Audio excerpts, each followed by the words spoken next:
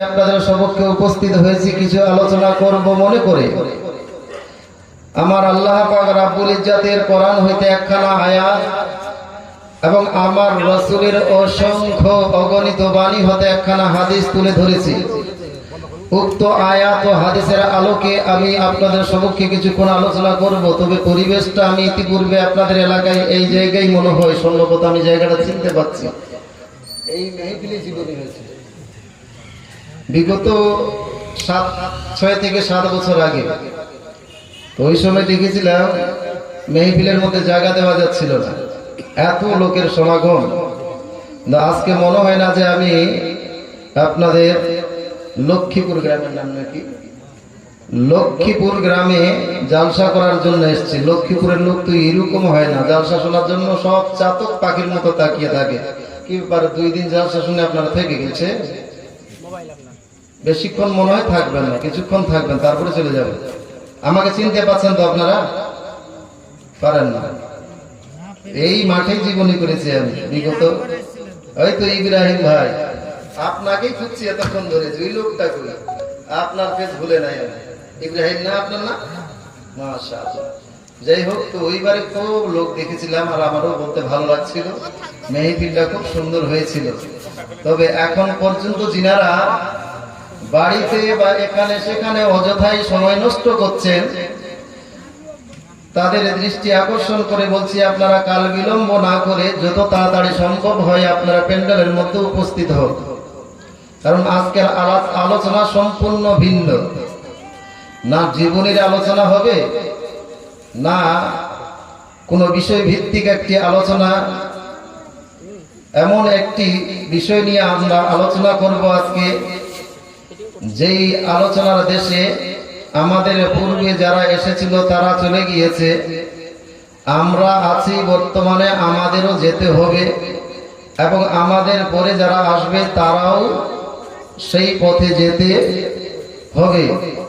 সেই জগতের আলোচনা আপনাদের সম্মুখে তুলে ধরবো বলে পবিত্র কালামুল্লাহ হইতে তেলাওয়াত করেছি। সবার দৃষ্টি আকর্ষণ করছি, বিশেষ করে আমার মা বোনেরা, যেহেতু পুরুষ অপেক্ষায় মহিলারাই বেশি বসে আছে। আমি মা বোনদের অত্যন্ত ভালোবাসি। আজকের আলোচনাটা একটু ভিন্নভাবে আপনারা শ্রবণ করিয়েন। শুধু বাহিরের কান দিয়ে নয়, অন্তরের কান দিয়ে শ্রবণ করবেন। ইনশাআল্লাহ অবশ্যই দেখবেন কালকে আপনার মধ্যে কিছু না কিছু পরিবর্তন এসেছে। ওয়াজের পূর্বেই বললাম, তবে ধ্যান দিয়ে শুনতে হবে। আলোচনা করব মনে করে পবিত্র কালামুল্লাহ হইতে তেলাওয়াত করেছি। আমার আল্লাহ পাক রব্বুল ইজ্জত বলেন, আউযু বিল্লাহি মিনাশ শাইতানির রাজীম, বিসমিল্লাহির রহমানির রহিম। ইয়া আইয়ুহাল্লাযীনা আমানু তুবু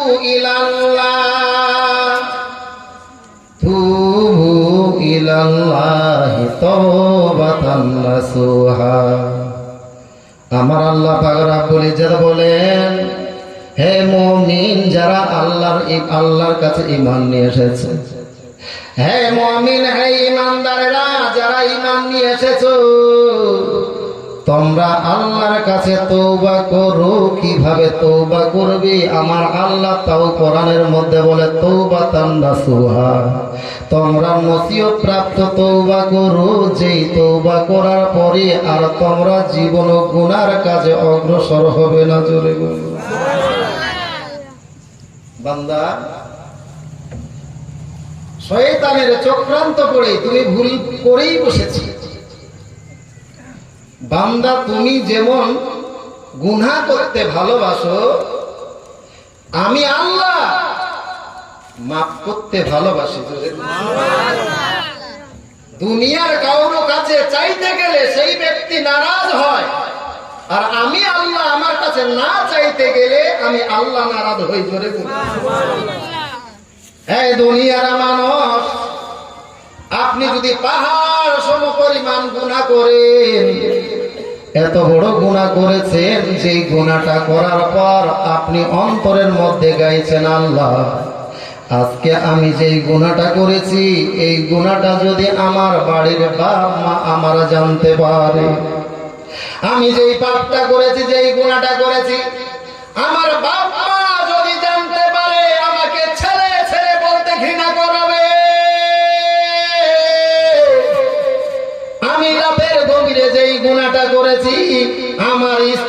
জানতে পারে আমার স্ত্রী আমাকে ঘৃণা করে তাড়িয়ে দিবে, বলবে তোমার মতো মানুষ এই ধরনের ঘৃণার কাজ করতে পারে, আমার আদৌ ধারণা ছিল না, আমার চোখের সামনে থেকে দূর হয়ে যাও।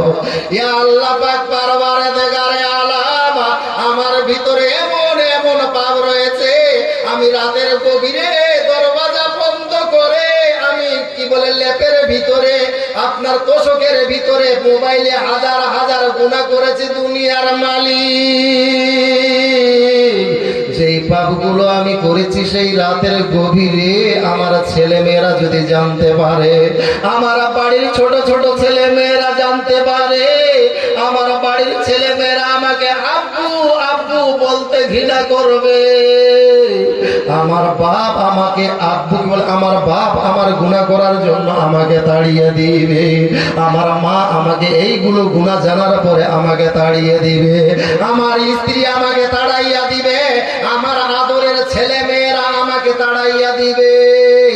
কিন্তু আমার আল্লাহ বলে রে বান্দা, না না না, তুমি পাহাড় সমপরিমাণ যদি গুনাহ করো, ওই পাহাড় সমপরিমাণ গুনাহকে সামনে রেখে রাতের গভীরে তুমি আমি আল্লাহ আমার দরবারে হাত উঠিয়ে এক ফোঁটা যদি চোখের পানি গড়িয়ে দিতে পারো, ওই চোখের পানিটা গালের নিচে নামতে দেরি হবে, আমি আল্লাহ পাহাড় সমপরিমাণ গুনাহকে মাফ করতে দেরি হবে না। বান্দা, তুমি যদি পাহাড় উহুদ পাহাড়ের সমান গুনাহ করে তওবা করে রাতের গভীরে, আমি আল্লাহ আমার দরবারে হাত উঠিয়ে একবার তওবা করে আল্লাহর কাছে আমার কাছে ক্ষমা চাও, আর এক ফোঁটা চোখের পানি যদি গড়িয়ে দিতে পারো, ওই চোখের পানিটা গাল থেকে নামতে দেরি, আমি আল্লাহ তোমার তওবা কবুল করতে দেরি নাই। জোরে ভাই, নিজের বিগত জীবনের দিকে তাকাইয়া দেখে কার জীবনে পাপ নাই? প্রত্যেকের জীবনে এমন এমন কোন পাপ আছে যেই পাপটা আপনি করেছেন একাই, আপনার স্ত্রীরে আপনি সেই পাপটা শেয়ার করতে চান না, যে আমি রাতের গভীরে যেই পাপটা করেছি এই পাপটার খবর যদি আমার স্ত্রী জানতে পারে, আমার স্ত্রী আমারে ঘৃণা করবে। মা, আপনি রাতের গভীরে যেই পাপটা করেছেন, আপনিও ভাবছেন যে আমার ভিতরে যেই পাপটা আছে আমার স্বামী যদি জানতে পারে, আমার স্বামী আমাকে স্ত্রী বলে তাড়াইয়া দিবে, আমার স্বামী আমাকে গ্রহণ করতে চাইবে না। আমি বাবা রাতের গভীরে এমন পাপ করেছি যে আমার ছেলে মেয়েরা, আদরের ছোট ছোট ছেলে মেয়েরা যদি জানতে পারে, কোনদিন তারা আমাদেরকে আব্বু আম্মু বলে ডাকবে না। যেই পাপ করার পরে আপনার বাপ দাঁড়িয়ে দিবে, আপনার মা দাঁড়িয়ে দিবে, আপনার স্বামী দাঁড়িয়ে দিবে, আপনার স্ত্রী দাঁড়িয়ে দিবে, আপনার ছেলে মেয়ে দাঁড়িয়ে দিবে, আমার আল্লাহ বলছে বান্দা খবরদার, আমি তোমারে তাড়াইয়া দিব না। আমার আল্লাহ বলছেন উদউনি আস্তাজিব লাকুম, বান্দা তুমি আমার কাছে চাইতে থাকো, আমি আল্লাহ তোমাকে দিতেই থাকবো। রে বলে বান্দা, তুমি আমার কাছে চাও, আমি আল্লাহ তোমার দোয়া কবুল করতেই থাকবো। এইভাবে নিজের বিগত জীবনের সমস্ত গুনাহকে সামনে রেখে আল্লাহর কাছে এইভাবে মনে মনে কান্দেন, আল্লাহর কাছে কান্না করেন। কিভাবে কান্না করবে? একটা কবির ভাষা, কবি বলছে, পৃথিবী না জানো আমি তো জানি, পৃথিবী না জানো আমি তো জানি, আমি কি পাপ করেছি হা, আমার পাপে করিলে বিচার, আমার পাপে করিলে বিচার, বাঁচার নাই উপায়। দয়াময় তুমি মাফ করো আমায়, মাফ করো আমায় মাবুদ, মাফ করো আমায়। পৃথিবী না জানো আমি তো জানি, পৃথিবী না জানো আমি তো জানি, আমি কি পাপ করেছি হায়। আমার পাপে করিলে বিচার, আমার পাপে করিলে বিচার, বাঁচার নাই উপায়। দয়াময় তুমি মাফ করো আমায়, মাফ করো আমায় মাবুদ, মাফ করো আমায়। ভাইয়েরা আমার আল্লাহ বড় দয়ালু, আমার আল্লাহ তার নিজের বান্দাকে বড় ভালোবাসে। আমার আল্লাহ তার নিজের বান্দারে কতটা ভালোবাসে, যেমন সন্তান নিজের সন্তান, নিজের মা যেমন সন্তানকে ভালোবাসে, ওই রকম একটা মা নয়, দুইটা মা নয়, ৭০টা মায়ের ভালোবাসা যদি একদিকে করা হয়, নিজের মা গর্ভধারিণী মা নিজের সন্তানকে যেইভাবে ভালোবাসে রে মা, সেই রকম একটা নয়, দুইটা নয়, ৭০টা মায়ের সমান আমার আল্লাহর ভালোবাসা যদি একদিকে রাখা হয়, আমার আল্লাহর ভালোবাসার পাল্লাটাই বেড়ে যাবে, ৭০টা মায়ের ভালোবাসা হালকা হয়ে যাবে। জোরে বলুন ৭০টা মা নিজের সন্তানকে যতটা না ভালোবাসে, তার শতগুণ বেশি আমার আল্লাহ পাক রব্বুল ইজ্জত আমি আপনি এই বান্দারে ভালোবাসে। এই জন্য আমার আল্লাহ চাই না যে আমার আদরের বান্দাগুলো জাহান্নামের লোকড়ি হবে। বান্দা, এই জন্য আমি আল্লাহ এনি টাইম তওবার দরওয়াজাকে খুলে রেখেছি। যখনই তোমার ভুল বুঝতে পারবে, যখনই তোমার ভুল ভেঙে যাবে, বান্দা একবার আমার কাছে ক্ষমা চাইতে দেরি, আমি আল্লাহ তোমাকে মাফ করতে দেরি নাই। জোরে আমার আল্লাহ বড্ড দয়ালু, আল্লাহ বড্ড মায়া করে, দয়া করে আমার আপনাকে তৈরি করেছেন।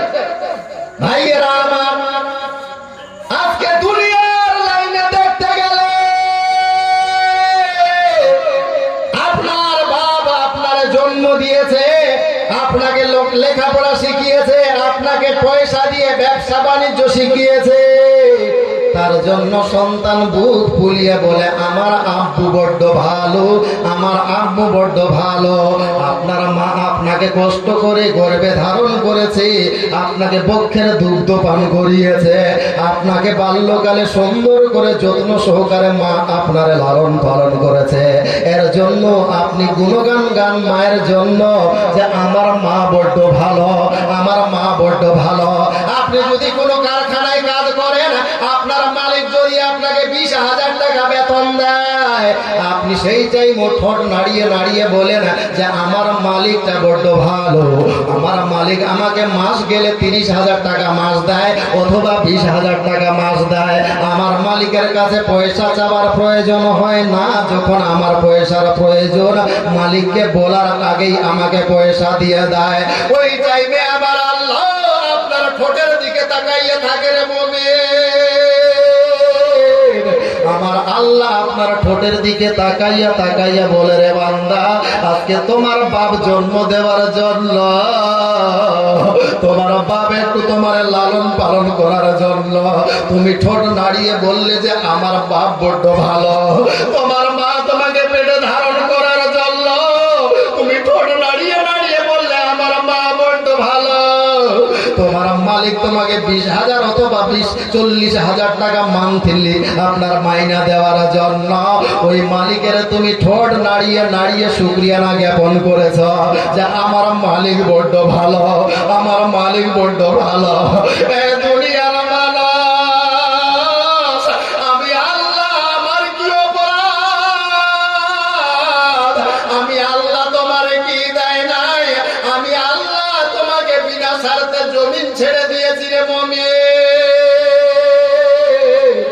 আমার জমিনে চলাফেরা করো, আমার জমিনে খেতি বাড়ি করে খাও, আমার জমিনে ঘর বাড়ি করে খাও। আমি আল্লাহ কোনোদিন তোমার কাছে আটানা পয়সাও ট্যাক্স চাই নাই। কেন একটাবার মুখ ফুলাইয়া বলতে পারলে না? একটাবার মসজিদের গেটে বা মসজিদের ভিতরে গিয়ে দুইটা সেজদা দিয়ে একটাবার বলতে পারলে না সুবহান রাব্বিয়াল আলা? আমার আল্লাহ বড়, আমার আল্লাহ সব থেকে বড়, আমার আল্লাহ বড্ড ভালো, একটাবারও বললে না। অথচ দুনিয়ার লাইনে তোমার মা তোমাকে জন্ম দেওয়ার জন্য তুমি ঠোঁট নাড়িয়ে নাড়িয়ে তোমার মায়ের প্রশংসা করেছো। তোমার বাপ তোমাকে লালন পালন করার জন্য তোমার বাপের তুমি প্রশংসা করেছো। বান্দা বলো দেখি আমার আল্লাহর ঘাটতিটা কোথায় ছিল? আমি আল্লাহ আমার দেওয়াতে কোন জায়গায় ঘাটতি ছিল? আমার কেন বললে না যে আমার আল্লাহ বড্ড ভালো, আমার আল্লাহ খুবই ভালো? একটাবার ঠোঁট নাড়িয়ে কেন বললে না? বান্দা আজকে তোমার বাপ সামান্য লালন পালন করার জন্য, তোমার মা তোমাকে গর্ভ ধারণ করার জন্য, তোমার মালিক 20,000 30,000 টাকা মাইনা দেওয়ার জন্য তাদের ঠোঁট নাড়িয়ে নাড়িয়ে শুকরিয়া না জ্ঞাপন করেছো। আমি আল্লাহ কি কি দিয়েছি তোমার নিয়ামত তোমার জানা নাই। আমি আল্লাহ যেই নিয়ামত গুলো তোমাকে ফ্রিতে দিয়েছি, দুনিয়ার কোনো কোটিপতিও তোমাকে এই নিয়ামত গুলো ফ্রিতে দিতে পারবে না। বান্দা আমার অগণিত নিয়ামত একবার তাকাইয়া তাকাইয়া দেখো। আজকে একটা বাড়িতে বাল্ব জ্বালাতে গেলে ওই বাল্বের মাসে অথবা 3 মাস আগে তোমাকে সরকারের খাতায় বিল দিতে হয়। বলেন দেখি বিল দিতে হয় কি হয় না? আমরা যে এই বাল্বগুলো জ্বালাচ্ছি এর বিল আমাদেরকে সরকারকে পে করতে হয় কি হয় না? দেয় না? ফ্রিতে একটা বাল্ব জ্বালাতে দিবে আপনাকে সরকারে? 3 মাস আগে 4 মাস আগে আপনার বাড়িতে একটা লম্বা কাগজ আসবে, আসে না?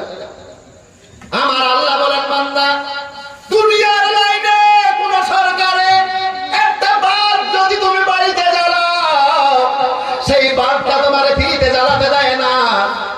আমি আল্লাহ এই দিন রাতকে 2 ভাগে বিভক্ত করে এক ভাগ বান্দা তোমার আরামের জন্য তৈরি করেছি, আর এক ভাগ তুমি দিনের বেলায় কাজকর্ম করবা বলে তোমার আল্লাহর প্রয়োজন। যার ফলে আমি আল্লাহ ওই আসমানে একটা সূর্যের ব্যবস্থা করে দিয়েছি। এই বান্দা এই সূর্যের আলোর ব্যবস্থা করার কারণে তোমার দিনের বেলায় চলা সহজ হয়ে গিয়েছে, তোমার কাজকর্ম করা সহজ হয়ে গিয়েছে। তার সত্ত্বেও আমি আল্লাহ কোনোদিন তোমার কাছে এই সূর্যের বিল আটানাও চাই নাই। কোনোদিন বলে নাই রে বান্দা আমাকে সূর্যের বিল দিতে হবে। আমি আল্লাহ তোমার কাছে কোনোদিন টাকা আবদার করে নাই। আমি আল্লাহ যদি সূর্যের এই বিল নিতাম কোন মানুষের কাছে, তাহলে গরিব মানুষ তো গরিব মানুষ, পৃথিবীর কোন কোটিপতি মানুষও এই সূর্যের বিল আদায় করতে পারত না। হে দুনিয়ার মানুষ, শুধু তাই নয়, আমি আল্লাহ আমার নিয়ামত গুলো আরো তাকাইয়া তাকাইয়া দেখো। আজকে দুনিয়ার লাইনে তুমি জমি আবাদ করবা বলে তোমার জমিতে পানির প্রয়োজন, মেশিনওয়ালার কাছ থেকে পানি নিয়েছো অথবা আপনার সেলোওয়ালাদের কাছ থেকে পানি নিয়েছো। ওই মেশিনওয়ালাদের কাছ থেকে পানি নিতে গেলে ঘন্টায় ঘন্টায় তোমার কাছে বিল কাটেছে। হে বান্দা আমি আল্লাহ বান্দা তোমারে কত ভালোবাসে। তোমার জমিতে যখন যেমন পানির প্রয়োজন আমি আল্লাহ ফ্রিতেই তোমাকে পানি দিয়েছি। কোনোদিন আটানাও তোমার কাছে বিল চাই নাই। কোনোদিন তোমাকে বলে নাই যে বান্দা আমারে পানির দরুন কি বলে বিল দাও। বান্দা একবার দুনিয়ার লাইনে তাকাইয়া দেখো, সরকারে একটা রাস্তা করতে গেলে ওই রাস্তায় চলার জন্য তোমাকে ট্যাক্স নেয়। তোমার কাছ থেকে ট্যাক্স আদায় করে আমি আল্লাহ তোমাকে জমিন ছেড়ে দিয়েছি। ওই জমিনের মধ্যে তুমি ঘর বাড়ি করে থাকো, অথচ খেতি বাড়ি করে খাও। আমি আল্লাহ কোনোদিন তোমার কাছে পয়সা নেয় নাই। বান্দা শুধু তাই নয়, তোমাকে বাঁচিয়ে রাখার জন্য আমি আল্লাহ 3 টাইম খাবার ব্যবস্থা করেছি। তোমাকে সুস্থ রাখার জন্য আমি আল্লাহ গাছের মধ্যে ভিটামিন ফল দিয়েছি। বান্দা যখন যেটা খাবার মন করে খাও, আম খাবা না কলা খাবা না তোমার কি বলে আপনার কাজু খাবা না কিশমিশ খাবা, আপেল খাবা না মৌসুমী খাবা, যখন যেটা খাবার মন করে খাও রে বান্দা। আমি আল্লাহ একটা বারও তোমার উপরে রাগ করে নাই। একবার একটা কলার গাছে তাকাইয়া দেখো, একটা কলার গাছ তোমাকে ভিটামিন ফল দিয়ে তোমারে সুস্থ রেখেছে। ওই কলার গাছটা জানে যদি আমি কলা দিই তাহলে মানুষের বাচ্চাগুলো আমাকে জবাই করবে। তার সত্ত্বেও একটা কলার গাছ নিজের জীবনের উপরে ঝুঁকি নিয়ে মানুষ তোমার খেদমতের জন্য নিজের জীবনের উপরে বাজি রেখে ওই একটা কলার গাছ তোমার খেদমতের জন্য ভিটামিন ফল কলা উপহার দিয়েছে। তারপরে তুমি কলাকে খেয়েছো, আমি আল্লাহ একটা বারও তোমার উপরে রাগ করে নাই। বান্দা শুধু এখানেই ক্ষান্ত নয়, আরো একটু সামনের দিকে আগে তাকাইয়া দেখো, আমি আল্লাহ তোমার কি নিয়ামত দিয়ে বাঁচাইয়া রেখেছি। একটা মাসুম বাছুরের কাছ থেকে তুমি মানুষ ওই মাসুম বাছুরের কাছ থেকে দুধটা কেড়ে খেয়েছো, আমি আল্লাহ একটা বারও তোমার উপরে রাগ করে নাই। একটা দুধের শিশু বাছুরকে এইভাবে সারা রাত ধরে কোয়ার সঙ্গে বেঁধে রেখেছো, ওই বাছুরটা মায়ের দিকে তাকাইয়া তাকাইয়া কান্না করেছে, আম্মু ক্ষুধার জ্বালা সহ্য করতে পারি না, আমার একটু দুগ্ধ দাও। ওই বাছুরের মা মাথা হিলিয়ে বলছে, না রে বাবা ধন, আমার কাছে দুগ্ধ চাইস না, আমি তোমারে দুগ্ধ দিতে পারবো না। বাছুরটা চোখের পানি ফেলে কান্না করে বলে, মা কেন আমারে দুগ্ধ দিবেন না, আমাকে কেন দুগ্ধ দিবেন না? মা বলছে, না আমি তোমারে দুগ্ধ দিতে পারবো না। বাছুরটা বলছে, আম্মা আমার মনিব সেই সন্ধ্যাবেলায় আমাকে বেঁধেছে, সারা রাত গত হয়ে গেল, পেটের মধ্যে এক ফোঁটাও দুগ্ধ যায় নাই রে মা, আমি ক্ষুধার জ্বালা সহ্য করতে পারি না, আমার একটু দুগ্ধ দাও। ওই বাছুরের মা বাছুরটাকে সান্ত্বনা দিয়ে বলছে, বাবা ধন না, আমি তোমারে দুগ্ধ দিতে পারবো না। ওই বাছুরটা বলছে, মা কেন দিতে পারবেন না, আমি তো খড় খাইতে জানি না, আমি তো ঘাস খাইতে জানি না, মা আমাকে কেন দুগ্ধ দিবেন না? বাছুরের মা বলছে, রে বাবা ধন, কারণ এই বাছুর আমার দুগ্ধের মধ্যে তোমার চাইতে প্রথমত আমার আল্লাহ পাক রব্বুল ইজ্জাত আমাদেরকে এই আদমের সন্তানের খেদমতের জন্য তৈরি করেছে। যতক্ষণ পর্যন্ত এই আদমের সন্তানগুলো, এই মানুষের বাচ্চাগুলো আমার দুগ্ধটাকে দহন করে তাদের পেটে না দিয়েছে, তুমি আমার বাচ্চা এই দুধের জন্য যদি কান্না করে মারা যাও, আমি মা তোমার এক ফোঁটা দুগ্ধ দিতে পারবো না। বাবা তো আমার আল্লাহ পাক রব্বুল ইজ্জাত আমাদেরকে মানুষের সন্তানের খেদমতের জন্য তৈরি করেছে। যতক্ষণ পর্যন্ত এই মানুষের বাচ্চাগুলো আমার দুগ্ধটাকে দহন করে তাদের পেটে না দিয়েছে, আমি মা এক কথা দুধ দেওয়ার তো দূরের কথা, তুমি যদি দুধের জন্য কান্না করে মরাও যাও, আমি মা তোমার এক ফোঁটাও দুগ্ধ দিতে পারবো। আপনি ভাবছেন ফ্রিতে এইগুলো আমার আল্লাহ দিয়েছে, ক্ষান্ত তো এখানেই হন না। পরক্ষণে সেই বাছুরটা একটু বেড়ে উঠেছে, ওই বাছুরটাকে ধরে জবাই করে তার গোশত খেয়েছে। ওই বাছুরের মাটাকে জবাই করে তার গোশত খেয়েছে, মুরগিকে জবাই করে তার গোশত খেয়েছে। মুরগি একটা ডিম দিয়েছিল বংশ বিস্তার করার জন্য, সেই ডিম থেকে বাচ্চা ফুটাতে দেন নাই, হয় ওই ডিমটাকে মামলাট করে খেয়েছে, অথবা হয়তো ঘাম পানি করে খেয়েছে। ও খাও খাও বান্দা, খাও খাও খাও, নামাজ লাগবে না, রোজা লাগবে না, কোনো বন্দুকি লাগবে না, খাও খাও। মোরেন খালে মোরেন, মরলে বুঝতে পারে। ভাইয়েরা আমার, কথাগুলো মন দিয়ে বোঝার চেষ্টা করবেন। কাউকে রাগ করার জন্য কথাগুলো বলে নাই রে বাবা, কেবলমাত্র তো আমার একটাই টার্গেট, আমরা সবাই যেন জান্নাতে যাই, জাহান্নামে না যাই। জোরে বলুন, সবাইকে জান্নাতে নিয়ে যাওয়ার উদ্দেশ্যে এই কথাগুলো বলছি। আপনারা ভাবিয়েন না যে আপনাকে হেদায়েত করার জন্য আল্লাহ আসমান থেকে ফেরেশতা পাঠাবেন, এই আশায় বসে থাকিয়েন না যে আমাদেরকে হেদায়েত করার জন্য আল্লাহ আসমান থেকে ফেরেশতা পাঠাবে আর আপনার বাড়িতে যে যে ফেরেশতা বুঝাবে, এই আশায় ঘুমাইয়েন না। এই আমাদের মতোই কোন জঘন্য আলিমের জবান দ্বারা এমন কোন হাদিস ও কোরআনের আলোচনা বেরিয়ে আসবে যেটা আপনার অন্তর ছুঁয়ে নিবে, রাতের মধ্যে আপনি পরিবর্তন হয়ে যাবেন। ছিলেন আগা রাত্রিতে বেনামাজি, বক্তব্য শোনার পরে পরের দিনে হয়ে গিয়েছেন 5 ওয়াক্তের নামাজি। নিষেধ নাই খান, গরুর দুধ খান, গরুর গোশত খান, মুরগা মুরগিকে জবাই করে খান, আমার আল্লাহ একটা বারও আপনার উপরে রাগ করে না। কিন্তু কখন রাগ করে জানেন? কখন? আল্লাহর এই সমস্ত নিয়ামত খাবার পর যখন আপনি আল্লাহর জন্য একটা সেজদাও করেন না, আল্লাহর বন্দী করেন না। মিলাইয়া দেখেন বাড়িতে প্রত্যেকের জীবনের সঙ্গে মিলান। একটা দাড়ি পাল্লা নিয়ে আসেন, আমি আপনাকে হিসাব মিলিয়ে দিচ্ছি।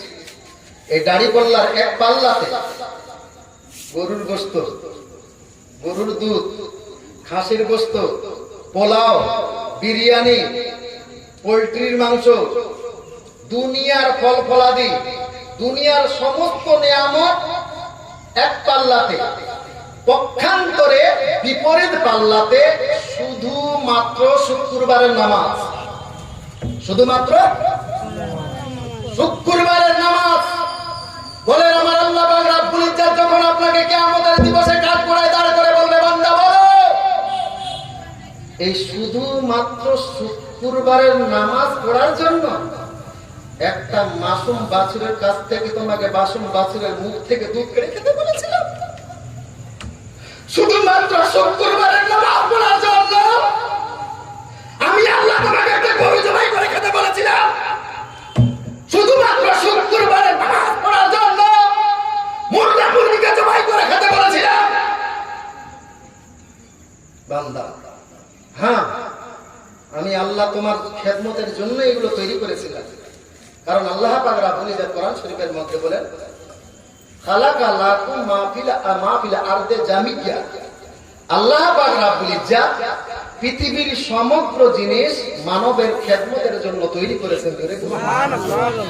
আল্লাহ পাক রব্বুল ইজ্জত পৃথিবীর সমগ্র জিনিস আমি মানুষ আমার আপনার খেদমত করার জন্য তৈরি করেছে। জোরে বলুন সুবহানাল্লাহ। তো পৃথিবীর সমস্ত জিনিসের খেদমত করাতে কোনো ত্রুটি আছে নাকি? আছে, আছে। একটা বাছুরের মা একটা গাভীর নিজের বাছুরকে দুধ না দিয়ে আপনি মানুষ আপনার পেটে দুধ দিয়েছে। জোরে বলুন সুবহানাল্লাহ। যদি একটা গাভী এদেরকে যদি আমার আল্লাহ খাদিম না বানাতো, তাহলে একটা গাভীর কাছ থেকে তার বাছুরকে বেঁধে রেখে তার কাছ থেকে কখনো দুধ সংগ্রহ করা সম্ভব হতো না। হতো না। আর আপনার ওজন কত? খুব বেশি 1 কুইন্টাল। আর একটা গরু গাভীর ওজন কত? 1.5-2 কুইন্টাল। আবার তার 4টা ঠ্যাং, 4টা ঠ্যাঙ্গের গরু, আপনার 2টা পা। সকাল বেলায় যখন সারা রাত বাছুরটাকে বেঁধে রেখেছে, সকাল 10টার সময় গোয়ালা এসে বাছুরটাকে ছেড়ে দিয়েছে। বাছুরটা ভাবলো যে সারা রাত ধরে মায়ের দুগ্ধ পান করতে পারে নাই, এইবারে মনের সুখে দুগ্ধ পান করব। বাছুরটা শুধু একটা ওলানে মুখ লাগিয়েছে, ভালো করে চোষাও হয়ে নাই, গোয়ালা কান ধরে টান মেরেছে। আবার বাছুরটা অন্য একটা ওলানের মধ্যে মুখ লাগিয়ে দুধটা টানার চেষ্টা করেছে, কেবলমাত্র চুষেছে হালকা, আবার কান ধরে টান মেরেছে। যদি এদেরকে আমাদের খাদিম না বানাতো, তাহলে ওই টাইমে 4 পায়া গরু ওকে লাফ দিয়ে উড়িয়ে দিত। সারা রাত ধরে আমার বাছুরকে বেঁধে রেখেছিস, আমার বাচ্চাকে, তোর মন ভরে নাই, দোজক ভরে নাই? সকালবেলায় বাচ্চাটা আমার দুগ্ধ পান করতে এসেছে, আরে ভালো করে দুগ্ধ পান করতে দিচ্ছ না। যদি আল্লাহ এই জীব জন্তুদেরকে আমাদের খাদিম না বানাতো, তাহলে এই গাভীর কাছ থেকে কখনো দুগ্ধ পাওয়া যেত না। আমি কথাগুলো বুঝাতে পারছি ভাবছি আপনাদেরকে, না কথাগুলোতে রাগ করছেন আপনারা? এই কথাগুলো আলোচনার প্রয়োজন আছে, দরকার আছে না? না বলবো না, অন্য লাইনে যাবো। ভালো লাগছে? শুনবা? আমি ভাবছি যে রাগ টাগ করছেন নাকি। কিছুক্ষণ চালাবো না, শেষ করে দিব। বিরক্ত হচ্ছেন নাকি আপনি? বিরক্ত হলে বলবো, বলবো। কারা কারা শুনবেন দিয়ে হাত উঠিয়ে বলেন ইয়া রাসূলুল্লাহ। মাশাআল্লাহ। কিন্তু লোকজন খুব কম। আমি তো আশাবাদী হয়েছিলাম আরো একটু লোকজন হলে আমাকেও বলতে ভালো লাগতো, আপনাদেরও শুনতে ভালো লাগতো। যাই হোক, এইটুকু লোক নিয়ে আলোচনা করব। মাঝে মধ্যে গজল বলতে হবে না? আচ্ছা, শুনলাম নাকি হযরত আপনাদের কবরস্থানের নাম কি? মদিনা কবরস্থান। কত সুন্দর নাম গো। মদিনা দিয়ে তাহলে একটা গজল বলি, ছোট্ট করে শুনবেন। সোনার মদিনা বহু দূরে, সোনার মদিনা বহু দূরে, কিন্তু মদিনাওয়ালা আমার অন্তরে, কিন্তু মদিনাওয়ালা আমার অন্তরে। সোনার মদিনা বহু দূরে, সোনার মদিনা বহু দূরে, কিন্তু মদিনাওয়ালা আমার অন্তরে, কিন্তু মদিনাওয়ালা আমার অন্তরে।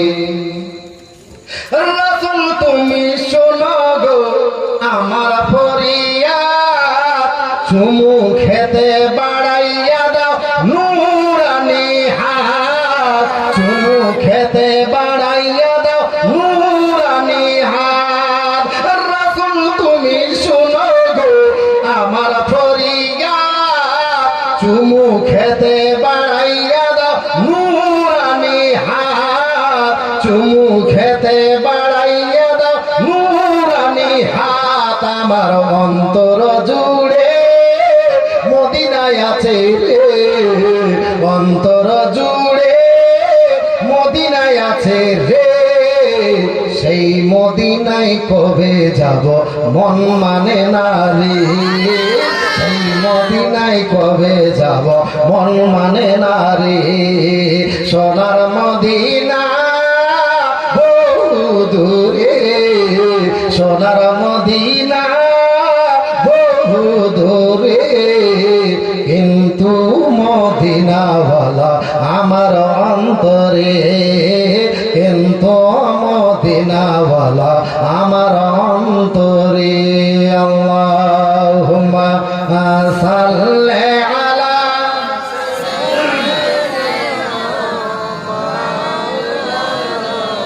মুহাম্মাদ ওয়া আলা আলি وعلى آل سيدنا مولانا محمد صلى الله تعالى عليه وسلم। আল্লাহর তৈরি যত নিয়ামত আছে, এই সমস্ত নিয়ামত হলো আমাদের খেদমতের জন্য তৈরি। যদি আমাদের খেদমতের জন্য তৈরি না করতো, তাহলে পৃথিবীতে এক ভাগ স্থল আর কয় ভাগ জল? কয় ভাগ? 3 ভাগ জল। তাহলে এক ভাগ স্থলে বসে 3 ভাগ জল থেকে আমরা কখনো মাছ ধরতে পারতাম? পারতাম না। কিন্তু আল্লাহ পাক রব্বুল ইজ্জত এই মাছদের আমাদের খাদিম বানিয়েছে, আমাদের খাদিম বানিয়েছে, মাছদের শিখিয়ে পাঠিয়েছে। হ্যাঁ মাছেরা, তোমরা গভীর সমুদ্রের মধ্যেও থাকলে আমার বান্দাদের মানুষদের যখন তোমার খাবার প্রয়োজন মনে করবে, তারা যেই কৌশল অবলম্বন করবে, আমার বান্দাদের হাতে ধরা দিয়ে দিও, জোরে বলি। তাহলে সমুদ্র তো সমুদ্র, সামান্য এই আপনাদের গঙ্গা নদী থেকেও মাছ ধরা সম্ভব ছিল না? ছিল না। আছে কেন? কারণ আল্লাহ পাক রব্বুল ইজ্জত এই জন্তুগুলোকে আমাদের খাদিম বানিয়েছে। ভাইয়েরা আমার, এই সমস্ত নিয়ামত খাবেন আমার আল্লাহ, একটা বারও আপনার উপরে রাগ করবে না রে মুমিন। যখন যেটা খাবার মন করে খাও, তবে যেমন দুনিয়াতে চলার জন্য দুনিয়ার লাইনে বলেছ, আমার মালিক 50,000 অথবা 20,000 টাকা মাইনা দেওয়ার জন্য আপনি সেই মালিকের আপনি কি বলে ঠোঁট নাড়িয়ে নাড়িয়ে প্রশংসা করেছেন, তার শুকরিয়া না জ্ঞাপন করেছেন। আমার আল্লাহ যে কোটি কোটি নিয়ামত দিয়েছে, সেই কোটি কোটি নিয়ামতের আপনার শুকরিয়া না জ্ঞাপন করার জন্য আপনাকে থ্যাংক ইউ জানাতে হবে না, আপনাকে কি বলে ধন্যবাদ জানাবার প্রয়োজন পড়বে না রে মুমিন। আপনার কল্যাণের জন্য আমার আল্লাহ আপনার উপরে 5 ওয়াক্তের নামাজ ফরজ করেছে। ওই 5 ওয়াক্তের নামাজ আপনি ভালো করে ওযু করে মসজিদে যেয়ে সেজদায় পড়ে যাবেন, আর সেজদার মধ্যে যেয়ে পড়বেন সুবহান রাব্বিয়াল আলা, সুবহান রাব্বিয়াল আলা। আমার আল্লাহ ফেরেশতাদেরকে বলবে, রে ফেরেশতারা তো দেখো দেখো, ওই যে আমার বান্দারা সেজদায় পড়ে আমার কি যেন বলছে, যাও যাও তাদের খবর নিয়ে আসো। ফেরেশতারা বলবে, আল্লাহ ওরা বলছে আল্লাহই সবচাইতে বড়। আমার আল্লাহ ফেরেশতাদেরকে রহস্য করে বলবে, রে ফেরেশতারা, আমি যখন এই আদমের পুতলা তৈরি করি, ওই টাইমে তোমরা বলেছিলে যে এই বান্দারে তৈরি করতে হবে না, এরা দুনিয়ার মধ্যে যে ফিতনা ফাসাদ করবে, কিন্তু দেখো তো এরা তো ফিতনা ফাসাদ করে না, এই বান্দারা তো আমারে দেখে নাই, ও তো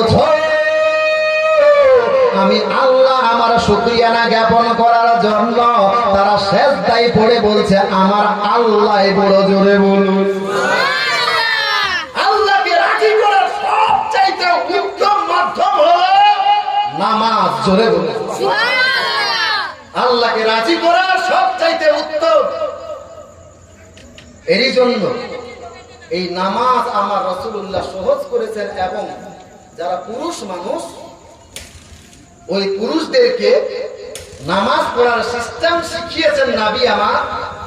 ফরজ নামাজগুলো বাড়িতে পড়তে, ফরজ নামাজ বাড়িতে মসজিদে যেয়ে পড়তে, আর সুন্নত নামাজগুলো নিজের বাড়িতে পড়তে।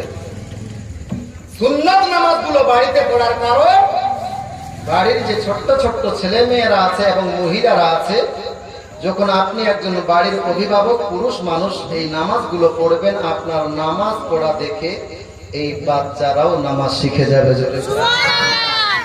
আপনার নামাজ পড়া দেখে আপনার বাড়ির মহিলারাও, আপনার কি বলে বউ বেটিরাও নামাজ শিখে যাবে। দেখবেন যদি কোনো দাদু 5 ওয়াক্তের নামাজি হন, তো ওই দাদু যদি বাড়িতে কোনোদিন নামাজ পড়ে, আর ওর যদি আপনার পোতা বা প্রতিদিন যদি আপনার 2.5-3 বছরের বাচ্চা থাকে, দেখবেন দাদু যেমন ভাবে নামাজে দাঁড়িয়েছে, ওই বাচ্চাটাও নামাজে তেমন ভাবে দাঁড়িয়ে গিয়েছে। দাঁড়ায় না বাচ্চা, দাঁড়ায় না। মা বোনেরা বেশি ভালো বলতে পারে। কোন মা যদি 5 ওয়াক্তের একটা নামাজি হয়, তাহলে দেখতে পারা যায় মা যখন নামাজে দাঁড়িয়েছে, আল্লাহু আকবার বলে হাত দিয়ে হাত বেঁধেছে, তো ওই বাচ্চাটা মায়ের দেখে মায়ের মতো করে ওই বাচ্চাটাও হাত বেঁধেছে। জোরে মা যেমন একটা মুসাল্লা বিছিয়েছে, বাচ্চাটা একটা গামছা বিছিয়েছে, বিছিয়ে মায়ের মতো করে হাত বেঁধে মা যখন সূরা তেলাওয়াত করেছে, বিসমিল্লাহির রহমানির রহিম, আলহামদুলিল্লাহি রাব্বিল আলামিন, আর রহমানির রহিম, মালিকি ইয়াউমিদ্দিন, ইয়্যাকা না'বুদু ওয়া ইয়্যাকা নাস্তাঈন, ইহদিনাস সিরাতাল মুস্তাকিম, সিরাতাল লাযীনা আন'আমতা আলাইহিম, গায়রিল মাগদুবি আলাইহিম ওয়ালাদ-দাল্লিন। হে নবীর উম্মতের দল, ওই মায়ের পাশে যেই বাচ্চাটা আছে, ওই বাচ্চাটার কিন্তু কোনো সূরা মুখস্থ নাই, কিন্তু ওই বাচ্চাটা বারবার নামাজরত অবস্থায় মায়ের দিকে তাকিয়ে তাকিয়ে দেখে মা যেমন যেমন করে ঠোঁট হিলায়, বাচ্চাটাও তেমন তেমন করে ঠোঁট হিলাতে লেগেছে। জোরে বাচ্চাটা তো কোনো কিছুই মুখস্থ নাই, মা যেমন যেমন করে ঠোঁট হিলাচ্ছে, বাচ্চাটাও ঠিক তেমন তেমন করে ঠোঁট হিলাচ্ছে। এইবারে যখন মা আপনার সূরা শেষ করে সেজদার মধ্যে চলে গিয়েছে, বাচ্চাটাও মায়ের দেখে ওই সেজদায় চলে গিয়েছে। বাচ্চার মা সেজদার আপনার রুকুর মধ্যে যে পড়ছে সুবহান রাব্বিয়াল আযীম, সুবহান রাব্বিয়াল আযীম, বাচ্চাটা কিন্তু কিছুই মুখস্থ নাই। ওই বাচ্চাটা মায়ের ঠোঁটের দিকে তাকাচ্ছে, মা যেমন যেমন করে ঠোঁট হিলাচ্ছে ওই বাচ্চাটাও তেমন তেমন করে ঠোঁট হিলাচ্ছে। মা আবার সামি আল্লাহু লিমান হামিদা বলে দাঁড়িয়ে গিয়েছে, বাচ্চাটাও মায়ের দেখে দাঁড়িয়ে গিয়েছে। এইবারে মায়ের বাচ্চা ওই বাচ্চা কি বলে মা যেমন করে আপনার ওই সেজদাতে চলে গিয়েছে, মায়ের দেখে বাচ্চাটাও তেমন ভাবে সেজদায় গিয়েছে, তবে মা থেকে একটু ভিন্ন সেজদা করেছে।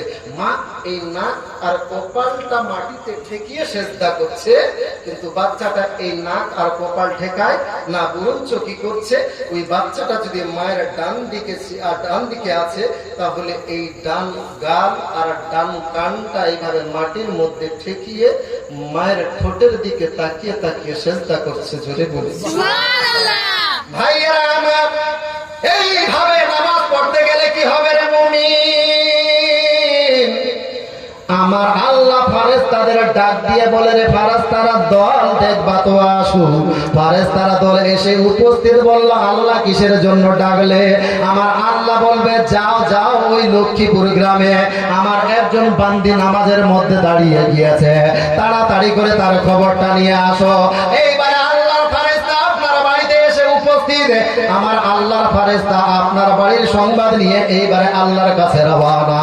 আমার আল্লাহ বলবে ফারেস্তা তাড়াতাড়ি করে বলো কি দেখে আসলে, তাড়াতাড়ি করে বলো। এইবারে ফারেস্তা বলবে আল্লাহ তোমার একজন বান্দিকে দেখলাম নামাজের মধ্যে দাঁড়িয়ে আছে।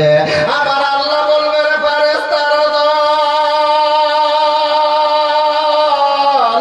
আমার বান্দির খবর পরে বলিও। আমার বান্দির পাশে যে বাচ্চাটা নামাজ পড়েছে, প্রথমত সেই বাচ্চাটার খবর বলো, প্রথমত সেই বাচ্চার খবর বলো। এইবারে ফারেস্তা বলবে আল্লাহ ওই বাচ্চাটার খবর কি বলবো? ওই বাচ্চাটা তো আপনার নামাজ পড়ে না, ওই বাচ্চাটা মায়ের সঙ্গে খেলা করেছে। আমার আল্লাহ বলবে ফারেস্তা তুমি বলছো বাচ্চাটা মায়ের সঙ্গে খেলা করেছে, কিন্তু আমি আল্লাহ দেখছি ওই বাচ্চার মা যেমন করে ঠোঁট হিলাচ্ছে ওই বাচ্চাটাও তো তেমন করে ঠোঁট হিলাচ্ছে। আল্লাহর ফারেস্তা বলবে আল্লাহ বাচ্চাটা এমনিতেই ঠোঁট হিলাচ্ছে, মূলত ওই বাচ্চাটা কিছুই পড়ে না। আমার আল্লাহ বলবে তাহলে ফেরেশতা বলো বলো ওর মা বর্তমানে কি অবস্থায় আছে? বললো সেজদার অবস্থায় আছে। আমার আল্লাহ বলবে ফেরেশতা তাহলে বলো দেখি ওর মা বর্তমানে সেজদার মধ্যে কি পড়েছে? আমার আল্লাহর ফেরেশতা বলবে আল্লাহ বর্তমানে ওর মা সেজদার মধ্যে পড়ছে সুবহান রাব্বিয়াল আলা, সুবহান রাব্বিয়াল আলা। আমার আল্লাহ বলছে ফেরেশতা বলো দেখি ওই বাচ্চাটা কি বলছে? ফেরেশতা বলছে আল্লাহ বাচ্চাটা কিছুই বলে না, শুধু মায়ের মতো করে ঠোঁট হিলাচ্ছে। আমার আল্লাহ বলবে ফেরেশতারা দল তাহলে আজকে তোমরা সাক্ষী হয়ে যাও, ওই বাচ্চাটা কিছু পড়ুক চাই না পড়ুক, আজকে ওই বাচ্চাটার নামাজ পড়া দেখে আমি আল্লাহ আমার আরো খুশি হয়ে গিয়েছে, যার ফলে ওই বাচ্চার মা সেজদার মধ্যে যতবার সুবহান রাব্বিয়াল আলা বলবে কতগুলো নেকি ওই বাচ্চাটার নেক আমলনামায় লিখে দাও। ওই বাচ্চাটা কিছু পড়ুক চাই না পড়ুক, ওর মা সেজদার মধ্যে যতবার সুবহান রাব্বিয়াল আলা বলবে কতগুলো নেকি ওই বাচ্চাটার নেক আমলনামায় লিখে দাও। ফেরেশতা প্রতিবাদ করছে আল্লাহ নামাজ পড়তে গেলে ওযুর প্রয়োজন, বাচ্চাটা তো ওযুও করে না। নামাজ পড়তে গেলে ওযুর প্রয়োজন, বাচ্চাটা তো ওযুও করে নাই। নামাজ পড়তে গেলে সূরার প্রয়োজন, দুআর প্রয়োজন, তাসবিহ প্রয়োজন, বাচ্চাটা তো তাও পড়ে নাই। ওযুও নাই, দুআও নাই, সূরাও নাই, তাসবিহও নাই। আমার আল্লাহ বলবে ফেরেশতা ওই বাচ্চাটা ওযু করুক চাই না করুক, ওই বাচ্চাটা সূরা পড়ুক চাই না পড়ুক, ওই সূরা ওই বাচ্চাটা কোনো দোয়া তাসবিহ পড়ুক চাই না পড়ুক, ওর মা নামাজ পড়তে গিয়ে যতগুলো নেকি হবে আমি আল্লাহ ওই বাচ্চাটার নামাজ পড়া দেখে আমি আল্লাহ আমার আরো খুশি হয়ে গিয়েছে, যার ফলে ওর মা নামাজ পড়তে গিয়ে যতগুলো নেকি হবে অতগুলো নেকি ওই বাচ্চাটার নেক আমলনামায় লিখে দাও। বাচ্চাটা যাহা নেকি করবে, আপনার কি বলে বাচ্চার মা যতগুলো নেকি করবে অতগুলো নেকি বাচ্চাটার নেক আমলনামায় লিখে দেওয়া হবে। আর নাবালক অবস্থায় বাচ্চারা যেই নেকিগুলো করবে, এই নেকিগুলোর আপনার এই নেকিগুলোর হকদার কে হবে? এই নেকিগুলো কে পাবে? এই নাবালক বাচ্চারা যেই নেকিগুলো করবে এই নেকিগুলোর হকদার, এই নেকিগুলো তার বাপ মার আমলনামায় পাঠিয়ে দেওয়া হবে। জোরে বাচ্চা নাবালক অবস্থায় যেই নেক কাজগুলো করবে, যেই নেকিগুলো করবে, তার সওয়াব বাপ মায়ের আমলনামায় পৌঁছে দেওয়া হবে। পক্ষান্তরে নাবালক বাচ্চা যদি গুনাহ করে, নাবালক বাচ্চা যদি গুনাহ করে, সেই গুনাহটার হকদার কে হবে? কে হবে? ও নিজে নামাজ পড়ছেন 5 ওয়াক্তের নামাজি, আমি 5 ওয়াক্তের নামাজি, 1 ওয়াক্তের নামাজ কাজা নাই, অথচ নিজের স্ত্রী নামাজ পড়ে না। আপনি স্বার্থপর পুরুষ। অনেক ফ্যামিলিতে দেখবে স্বামী নামাজ পড়ে, স্ত্রী নামাজ পড়ে না। আবার অনেক ফ্যামিলিতে আছে স্ত্রী 5 ওয়াক্তের নামাজের সাথে সাথে তাহাজ্জুদের নামাজও পড়ে, আর স্বামী 5 ওয়াক্তের নামাজ তো দূরের কথা জুম্মার নামাজও পড়ে না। আর আবার এক অপর আবার স্বামী স্ত্রীর খুব প্রশংসা করে যে আমার বাড়িওয়ালাটা আছে না খুবই ভালো, আমার বাড়িওয়ালা আমাকে খুব ভালোবাসে। আবার অনেক বুড়া ওই বুড়ির প্রশংসা করে, আমার বুড়িটা আছে না, আমার বুড়িটা আমাকে খুব ভালোবাসে। কচ্ছু ভালোবাসে, এর নাম ভালোবাসা? এর নাম ভালোবাসা? ভালোবাসা কারে বলে জানেন? স্বামী স্ত্রীর মধ্যে যদি ভালোবাসার বহিঃপ্রকাশ করতে চান তাহলে উভয়ের একটা দায়িত্ব আছে। দায়িত্ব, উভয়ের একটা দায়িত্ব আছে। বলো কি দায়িত্ব? স্বামী স্ত্রীর মধ্যে উভয়ের দায়িত্ব হলো, স্বামী যদি স্ত্রীকে প্রকৃত আপনি ভালোবাসেন তাহলে আপনার স্ত্রী যদি নামাজ বন্দী না করে, আপনার স্ত্রী যদি পর্দা না করে, তাহলে আপনি যদি দিনদার ব্যক্তি হয়ে থাকেন তাহলে আপনার স্ত্রীকে বুঝাবেন, এই মুখের মা দেখো তোমার আমি অত্যন্ত ভালোবাসি, তোমাকে ছাড়া আমি এক মুহূর্ত থাকতে পারবো না, তোমাকে ছাড়া আমি বাঁচবো না। সুতরাং আমার ইচ্ছা হলো আমরা যেভাবে দুনিয়াতে স্বামী স্ত্রী হয়ে আছি, মরার পরেও যেন আমরা জান্নাতে স্বামী স্ত্রী হিসাবে থাকতে পারি। জোরে আমি নামাজ বন্দী করে জান্নাতের রাস্তা পরিষ্কার করছি, কিন্তু তুমি নামাজ পড়ছো না। এই নামাজ না পড়ার কারণে তুমি থাকবে জাহান্নামের মধ্যে। আমি তোমাকে ছাড়া থাকতে পারবো? আপনি যদি সত্যি সত্যি আপনার স্ত্রীকে ভালোবাসতেন তাহলে এই নসিহতটা করতেন। আর আপনিও যদি নিজের স্বামীকে ভালোবাসতেন, আপনি নিজে 5 ওয়াক্তের নামাজ পড়েন, তাহাজ্জুদের নামাজ পড়েন, অথচ আপনার স্বামী কোনোদিন নামাজ পড়ে না। আমার বাড়িওয়ালাটা খুব ভালো, খুব ভালোবাসে আমাকে, খুবই ভালোবাসে, আমাকে ছাড়া থাকতে পারে না, কতবার যে আই লাভ ইউ বলে। ও আই লাভ ইউ বলার নাম ভালোবাসা, এর নাম ভালোবাসা। সত্যি যদি আপনারা ভালোবাসেন, সত্যি যদি আপনার স্বামীকে আপনি ভালোবেসে থাকেন, তাহলে আপনারও দায়িত্ব হবে, হে অমুকের বাপ, সত্যি সত্যি আমি তোমার খুব ভালোবাসি, তোমাকে ছাড়া আমি এক মুহূর্ত থাকতে পারবো না। সুতরাং আমরা যেভাবে দুনিয়াতে স্বামী স্ত্রী হয়ে আছি, আমার ইচ্ছা হলো মরার পরেও যেন আমরা জান্নাতের মধ্যে স্বামী স্ত্রী হিসেবে থাকতে পারি। এর জন্য আমি 5 ওয়াক্তের নামাজ পড়ি, তাহাজ্জুদ পড়ি, আল্লাহকে রাজি করার জন্য, জান্নাত পাওয়ার লোভে। আপনি নামাজ পড়ছেন না কেন? আপনি কাল থেকে নামাজ শুরু করেন, 1 দিন 2 দিন 3 দিনের দিন আপনাকে বলার প্রয়োজন পড়বে না, অটোমেটিক আপনার স্বামী একজন 5 ওয়াক্তের নামাজি হবে। অর্থাৎ আপনি আপনি যদি প্রকৃত একজন মুমিন আর একজন মুমিন হয়ে থাকে, তাহলে উভয়ের কর্তব্য হলো, স্বামী স্ত্রীর মধ্যে কর্তব্য হলো স্বামী নিজের স্ত্রীকে জান্নাতি বানাবে আর নিজের স্ত্রী তার নিজের স্বামীকে জান্নাতি বানাবে। স্বামী স্ত্রীর উভয়ের কর্তব্য হলো স্বামী স্ত্রীকে জান্নাতি তৈরি করবে, স্ত্রী স্বামীকে জান্নাতি তৈরি করতে করাতে হবে। ও স্কুল পড়ুয়া বহিন, খালে দুনিয়াতে ভাবছো ভালোবাসা, ওরে প্রেম সোহাগ ভালোবাসা, অমুক ছেলে আমার অত্যন্ত ভালোবাসে, কচ্ছু ভালোবাসে, ভালোবাসে ওই আই লাভ ইউ বলার নাম ভালোবাসা নয়। আছে না নাই বর্তমানের যুগে? ওরে বাপ, ও তো গার্লফ্রেন্ড আর বয়ফ্রেন্ড একদম মোবাইল ছেলে মেয়েদের ধ্বংস করে দিল, বললো না? শেষ, পরিবেশ শেষ, সমাজ শেষ। হ্যাঁ যুবক, অত্যন্ত বিনয়ের সহিত বলবো ভাই, এই মোবাইলটাকে প্রয়োজনে ব্যবহার করো। এই মোবাইল তোমার কতটা ধ্বংস করেছে, তিলে তিলে তোমার ধ্বংস করেছে, তুমি আদতে পাও নাই। বলো কি তোমার ধ্বংস করেছে? বলবো, 1 নম্বর তোমার চোখের দৃষ্টি নষ্ট করেছে, 2 নম্বরে তোমার মাথা নষ্ট করেছে, 3 নম্বরে তোমার হার্টের সমস্যা করেছে, 4 নম্বরে তোমার লিভার নষ্ট করেছে, কিডনি নষ্ট করেছে, 5 নম্বরে তোমার যৌবন নষ্ট করেছে, 6 নম্বরে তোমার চেহারার লাবণ্য নষ্ট করেছে।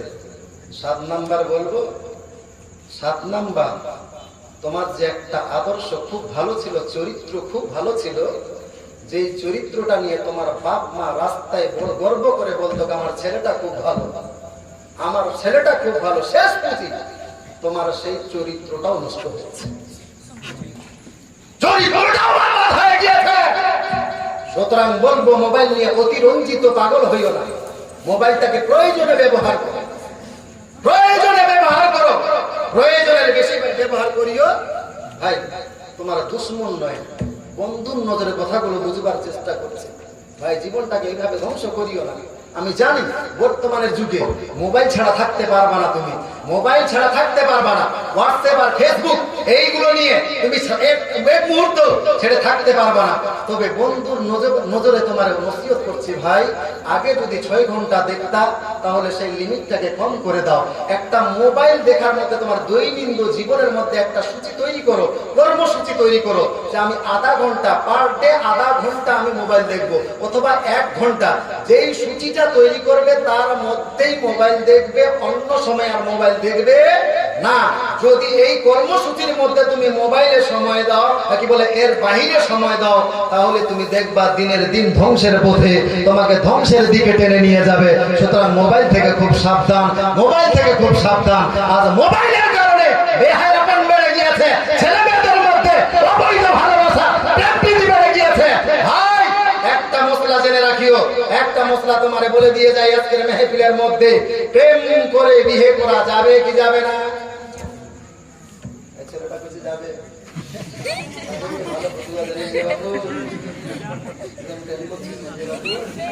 হ্যাঁ গার্লফ্রেন্ড আছে নাকি? তো প্রেম করে বিয়ে করা যাবে কি যাবে না?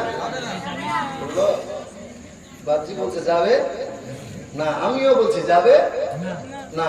প্রেম করে বিয়ে করা যাবে না, কিন্তু আমি বলবি আমি প্রেম করি, সত্যি বলছি। আমি একজনের এমন প্রেম করি না, এত ভালোবাসি, ওকে ছাড়া থাকতে চাই না, আদৌ চাই না। মৌলভী সাহেব আপনি প্রেম করেন? হ্যাঁ, শুধু আমার ব্যাপারে নয়, যারা বিবাহিত পুরুষ, বিবাহের আগে প্রেম করা কি? বিবাহের আগে প্রেম করা হারাম। কিন্তু বিবাহিত পুরুষদের জন্য প্রেম করা শুধু জায়েজ নয়, বরঞ্চ আমার নবীর সুন্নত জোরে বলে। বিবাহের পরে নিজের স্ত্রীর যে ভালোবাসেন, এটা হলো নবীর সুন্নত। এক বাপজি 100 টাকা দান করেছে, আল্লাহ পাক রাব্বুল ইজ্জত তার দান যেন কবুল করে, সকলে বলুন আল্লাহুম্মা আমিন। কথাটা মনে হয় বুঝাতে পারিনি আমি আপনাদেরকে, বুঝাতে পেরেছি? বিয়ের আগে প্রেম করা কি হারাম, আর বিয়ের পরে প্রেম করা কি সুন্নত সুন্নত আমার নবীর সুন্নত, কিন্তু বিবাহের আগে খুব এদিক সেদিক। আর বিহার করে বহু স্বামী স্ত্রীকে দেখছি গাড়িতে সিটে এক সিটে বসে আছে, স্বামী আর স্ত্রী। স্ত্রী ভাবে মুখ ঘুরে এরকম করে একদিকে বসে আছে, আর স্বামী জানলার দিকে বাদাম খাচ্ছে একলা একলা। মুখে সিটের মধ্যে কথাবার্তা নাই। আর যদি স্ত্রীর জায়গায় অন্য কেউ সিটে বসেছে, ওরে বাপ, মনে হয় কতদিনের যে চিনা করেছে, আগের বান্ধবী, কতদিন আগে যে চিনত।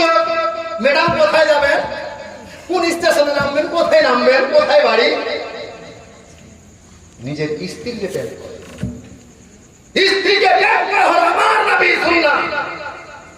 এমন সুন্নাত, আমার নবী হযরতে আয়েশাতুল হুমায়রা মাংস খাচ্ছে, আমার রাসূলুল্লাহ হযরতে আয়েশাতুল হুমায়রার কাছ থেকে মাংসটাকে ছিনিয়ে নিয়ে যেই জায়গায় হযরতে আয়েশা দাঁত লাগিয়ে মাংসটাকে খেয়েছে, ঠিক সেই জায়গায় দাঁত লাগিয়ে আমার রাসূলুল্লাহ মাংসটা খাচ্ছে। জোরে সুবহানাল্লাহ।